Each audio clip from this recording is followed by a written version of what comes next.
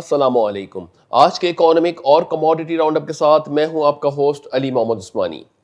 वज़ीर आज़म इमरान खान साहब ने नेशनल कोऑर्डिनेशन कमेटी की हफ्तावार मीटिंग की सरबराही की, जिसमें उन्हें इस बात से आगाह किया गया कि कंस्ट्रक्शन पॉलिसी जो गवर्नमेंट ऑफ पाकिस्तान ने अनाउंस की थी, उसकी वजह से सिर्फ और सिर्फ पंजाब के अंदर 4,714 के करीब जो है प्रोजेक्ट अप्रूव्ड हुए हैं।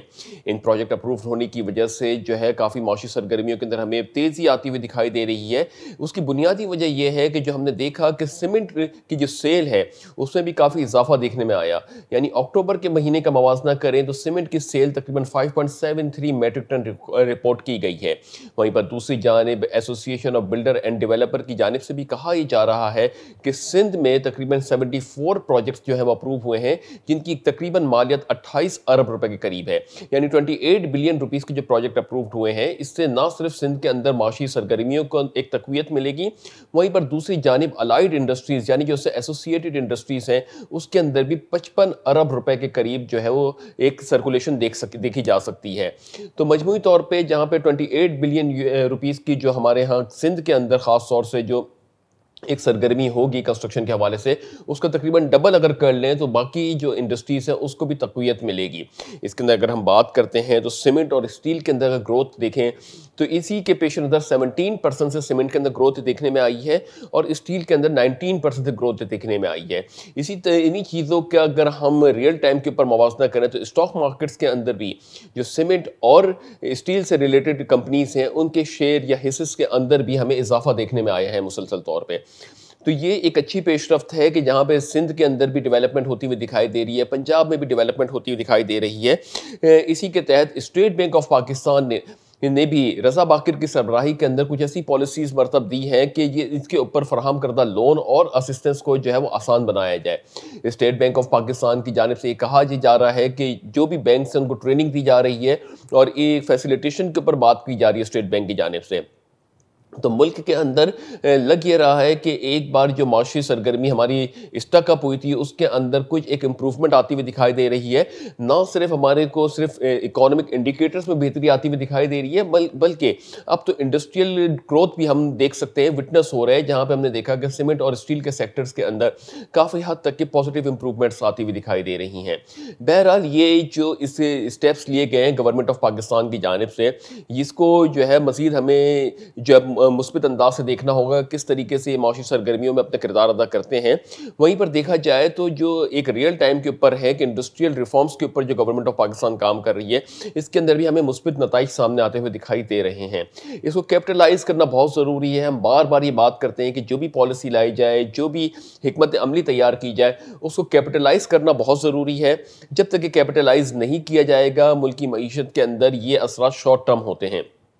बहरहाल उम्मीद ये करते हैं कि ये जो जितने भी समरात आ रहे हैं, चाहे वो हमारे नंबर्स बेहतर हो रहे हैं, इकोनॉमिक इंडिकेटर्स बेहतर हो रहे हैं, चाहे हमारी इंडस्ट्रियल रिफॉर्म्स हो रहे हैं, चाहे वो कंस्ट्रक्शन इंडस्ट्री हो, चाहे वो स्टील इंडस्ट्री हो, या कोई भी इंडस्ट्री पाकिस्तान के अंदर अगर उसको बेनिफिट गवर्नमेंट ऑफ पाकिस्तान दे रही है तो उसके ऊपर मज़ीद जो है वो कंप्लाइंसेस के तहत इस तरीके से उसको करना होगा कि वो इसके समरात देर पा हों और आवाम के लिए इसके असरात जो है वो बहुत जल्द मुरतब होना शुरू हो जाए।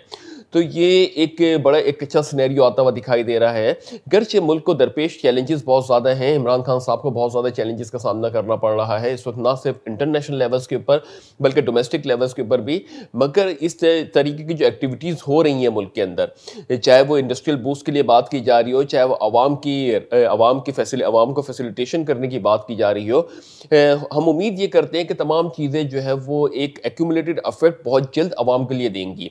बहरहाल ये सारी चीज़ें इस वक्त मुल्क के अंदर हो रही हैं। एक ऐसी सूरत हाल इस वक्त थोड़ी सी क्रिएट हुई हुई है कि जहाँ पे मिक्स्ड ओपिनियंस आ रहे हैं कि कहीं पे हम डेवलपमेंट की बात करते हैं तो कहीं पे आवाम जो है वो काफ़ी चीज़ों में डिप्राइव्ड भी है। बात करें तो ज़रूरियात ज़िंदगी की चीज़ों के अंदर या अशिया खुर्दोनोश की चीज़ों के अंदर रिकॉर्ड इजाफा भी देखने में आ रहा है मुल्क के अंदर, जिसकी वजह से आवाम बड़ी परेशान है। तो ये इसके ऊपर भी हिकमत अमली तैयार की जा रही है। वज़ीर आज़म इमरान खान साहब खुद कह रहे हैं कि मैं प्राइस कंट्रोल मैकेनिज़्म को खुद मॉनिटर कर रहा हूँ, मगर बात वही आती है कि जब ये मॉनिटरिंग और ये सिस्टम के अंदर जो तब्दीली आती है उसके अंदर जब गैप क्रिएट होता है तो आवाम को इससे दो चार होना पड़ता है और आवाम की मुश्किलात में मज़ीद इजाफा देखने में आता है।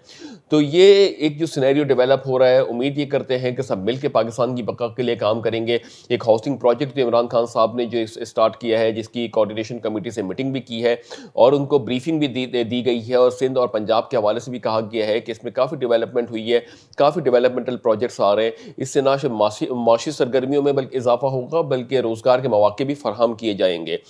तो इन तमाम सूरत हाल और सिनेरियो की बेसिस पे देखें कि ऐसा लगता है कि पाकिस्तान का माशी पहिया जो है वो एक बार फिर उस ट्रैक पे आ गया है जिस ट्रैक के ऊपर कोविड-19 से पहले था, और इसके ऊपर अगर थोड़ी सी हिकमत अमली और सेंसिबल अप्रोच के साथ मूव किया जाए तो कुछ बईद नहीं हमारे लिए एक ग्रोथ रिपोर्ट की जा सके।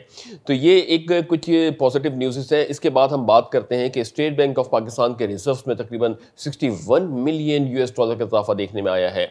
गर्चे स्टेट बैंक ने अभी कोई इसके ऊपर मजीद वजाहत नहीं दी है कि ये $61 मिलियन जो इजाफा देखने में आया है ये किस मद में आया है, मगर इसके बाद हमारे जो foreign exchange reserve state bank के पास थे वो तकरीबन $12.12 बिलियन से बढ़ के $12.18 बिलियन हो गए हैं। मजमूई तौर पे देखें तो तकरीबन $19.35 बिलियन के रिजर्व पाकिस्तान के पास हैं, जिसमें $12.18 बिलियन जो है वो स्टेट बैंक्स के पास हैं और तकरीबन $7.17 बिलियन कमर्शियल बैंक्स के पास हैं। तो ये $61 मिलियन का इजाफा देखने के बाद हमारे जो रिजर्व्स हैं उसके अंदर काफ़ी एक सस्टेनेबिलिटी आई है। हमने गुज़िश्ता प्रोग्राम के अंदर ये कहा था कि पाकिस्तान जो इस वक्त फ्रेंडली ममालिक के साथ जो असिस्टेंस ली हुई है, जिसमें $2 बिलियन जो है वो सऊदी अरब से है, $2 बिलियन मुत्तहिदा अरब अमारात से, और $3 बिलियन चाइना से पाकिस्तान ने लिया हुआ है। तो तकरीबन $7 बिलियन पाकिस्तान के पास इस वक्त मौजूद है, जिसकी अगर हम बात करें तो तकरीबन $4 बिलियन यानी सऊदी अरब और मुत्तहिदा अरब अमारात से जो 2 अरब या $2 बिलियन पाकिस्तान ने लिए हुए हैं, उसकी मैच्योरिटी नवंबर से फरवरी के दरमियान है। वहीं पे वजारत ख़जाना की जानिब से इस बारे में कहा भी गया है कि पाकिस्तान ने रिक्वेस्ट की है कि इसकी टर्म ऑफ पेमेंट जो है उसको बढ़ा दिया जाए, रीशेड्यूल कर दिया जाए। तो दोनों ममालिकों ने एग्री कर लिया इस हवाले से, और पाकिस्तान को थोड़ा सा और इस्तेहकाम की सूरत हाल के लिए अपनी एक सपोर्ट का उन्होंने अंदिया दिया है। तो ये यानी $12 बिलियन के अंदर अगर हम फ्रेंडली ममालिक के असिस्टेंस को देखें तो $7 बिलियन की असिस्टेंस फ्रेंडली ममालिक की है। इसके अलावा भी असिस्टेंस के अंदर काफ़ी रोल जो है वो IMF, वर्ल्ड बैंक और एशियन डेवलपमेंट बैंक का है। तो तकरीबन मोर देन 60% हमारी जो फॉरेन एक्सचेंज रिजर्व स्टेबल हुए हैं, इसके अंदर मोर देन 60% के करीब जो है हमारे फ्रेंडली ममालिक के असिस्टेंस है। तो पाकिस्तान जो है वो इस वक्त बड़ा फाइनेंशियल क्रंच के अंदर आ सकता था अगर ये पेमेंट्स आ जाती सऊदी अरब और मुत्तहिदा अरब अमारात की पेमेंट्स पाकिस्तान को करनी पड़ जाती हैं। तो अगर इमीडिएटली बेसिस के ऊपर $4 बिलियन आपके अकाउंट से निकल जाए, और फिर भी आपके तकरीबन $8 बिलियन में $3 बिलियन चाइना की असिस्टेंस पड़ी हुई हो, तो अगर हम देखें इसका मवाजना करें तो पाकिस्तान के पास $5 बिलियन रहता। इस $5 बिलियन में भी IMF की असिस्टेंस थी और वर्ल्ड बैंक और एशियन डेवलपमेंट बैंक की असिस्टेंस थी। तो इसके ये बड़ा एक सेंसिटिव पॉइंट है जिसके ऊपर हम बात कर रहे हैं। एक तो जाने बात करते हैं हम developmental projects government of Pakistan ने उसका इजरा किया है, उसके ऊपर ब्रीफिंग दी है। वहीं पे दूसरी जानिब हमारे को अपने करंट अकाउंट्स को जो हमारे मुस्बत आए हैं उसको भी कैपिटलाइज करने के लिए बैरून मुल्क मुकीम पाकिस्तानियों की जानिब से भेजी जाने वाली तरसीलात ज़र ने एक बड़ा एक इंपॉर्टेंट रोल प्ले किया है। तो हमें अपने जो ये फॉरेन एक्सचेंज रिजर्व्स हैं, बिलखुसूस जो स्टेट बैंक ऑफ पाकिस्तान के पास हैं, इनको फ्यूचर में फोकस होना चाहिए कि ये जो कन्वर्ट होता है, यानी जब भी हम डेप्ट पेमेंट करें तो ये पाकिस्तान के अपने एसेट्स में कन्वर्ट होते चले जाएँ। ये उसी वक्त मुमकिन है जब पाकिस्तान के एक्सपोर्ट्स बहुत ज़्यादा हाई लेवल्स के ऊपर बढ़ेगी और पाकिस्तान के बनाए हुए प्रोडक्ट्स या पाकिस्तान में कोई मल्टीनेशनल कंपनीज अगर यहाँ पे इंफ्रास्ट्रक्चर डेवलपमेंट करती है, कोई अपनी प्रोडक्शन प्लांट लगाती है, तो जब वो यहाँ से एक्सपोर्ट करेगी तो पाकिस्तान के रिजर्व्स के अंदर इजाफा होगा। तो हमें जो लोकल इंडस्ट्रीज हैं उसको भी सपोर्ट करना चाहिए, और कोई ऐसी जगह जो हमारी लोकल इंडस्ट्री नहीं फिल कर पा रही और उसके लिए हमें बाहर से कोई इन्वेस्टमेंट्स चाहिए, तो बड़े लेवल के ऊपर अगर इन्वेस्टमेंट्स के ऊपर बात करते हैं तो ये भी हमारे फॉरेन एक्सचेंज रिजर्व्स को आने वाले कुछ सालों के अंदर मुस्तहकिम करने के लिए अपना रोल प्ले करेंगे। मगर वो मुस्तहकिम होना आज के मुस्तहकिम से काफ़ी बेहतर होगा। आज जो है उसमें काफ़ी असिस्टेंस जो है वो जो लोन की मद में है, फाइनेंशियल असिस्टेंस की मद में है। तो ये एक बहुत बड़ा स्टेप होगा, क्योंकि जो डेवलपमेंट्स हो तो रही हैं, जैसे ग्रास रूट लेवल्स के ऊपर हो रही हैं कि कंस्ट्रक्शन प्रोजेक्ट्स हमारे पास आ गए पाकिस्तान के अंदर, सीमेंट की सेल का इंक्रीज हो जाना, कॉर्पोरेट सेक्टर का डेवलप हो जाना, या इंडिविजुअल बेसिस के ऊपर टैक्स का रिटर्न कलेक्शन कर लेना। ये तो एक अपने समरात रखते ही है माशी जो है वो इस्तिलाहात के लिए, माशी ग्रोथ के लिए, स्टेबिलिटी के लिए। मगर वहीं पे एक मुल्क को स्टेबल होने के लिए उसके अपने फॉरेन एक्सचेंज रिजर्व का स्टेबल होना बहुत ज़रूरी होता है। और ये जो डॉलर में रिजर्व्स का एक्सचेंज का इंक्रीज़ होना होता है, ये उसी वक्त होता है कि आपकी एक्सपोर्ट बहुत तेज़ी से बूस्ट करें।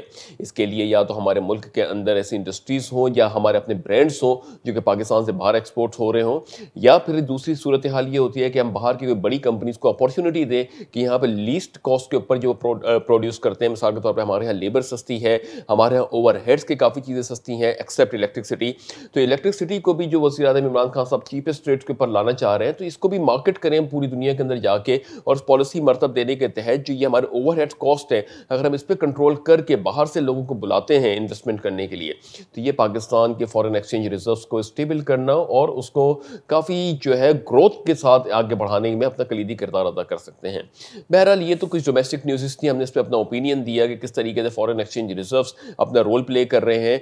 चाहे जो कंस्ट्रक्शन प्रोजेक्ट्स हैं, जो भी प्रोजेक्ट्स हैं, ये तो मुल्क की माशी सरगर्मियों को एक बूस्ट करने के लिए अपनी ये रोल प्ले कर रहे हैं।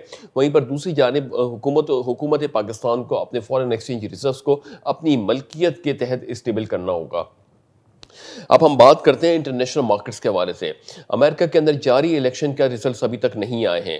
कहीं कहीं ये कहा जा रहा है कि डोनाल्ड ट्रंप जो है वो काफ़ी कड़ा मुकाबला दे रहे हैं जो बाइडन को, और कहीं कहीं ये आ रहा है कि जो बाइडन शायद अनकरीब हैं जीतने के।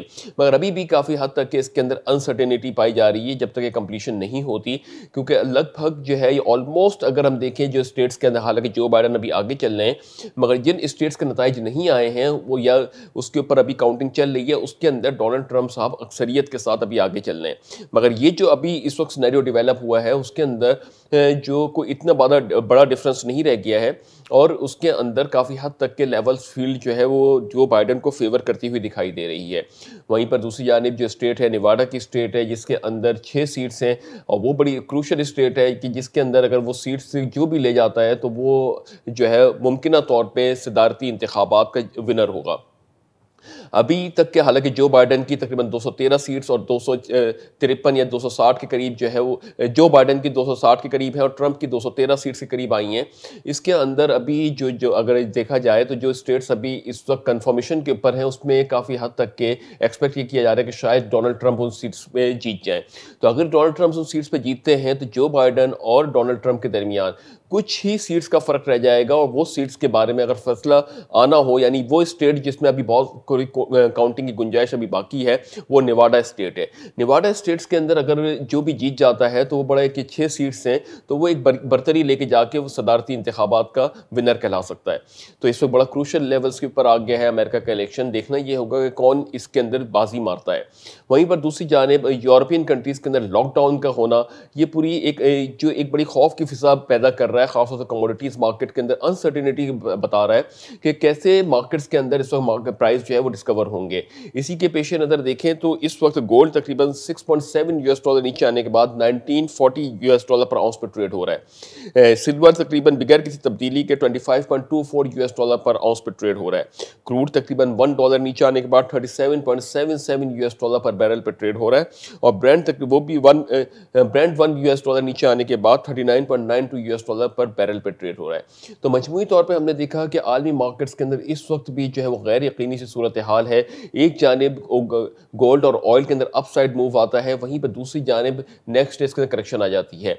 हमारे देखने वाले नाज़रीन इस बात से आगाह हैं कि हमने बताया था कि जब तक कि कोरोना वायरस पूरी तरीके से मार्केट से नहीं निकल जाता, जब तक कि अमेरिका के सदारती इंतखाबात का कोई नतीजा नहीं आ जाता, गैर यकीनी सी सूरत हाल पूरी मार्केट्स के अंदर पैदा रहेगी। और ये जो है इसको शॉर्ट टर्म या शॉर्ट लिव्ड इन्वेस्टमेंट गेन के ऊपर बात कर रहे होंगे इन्वेस्टर्स।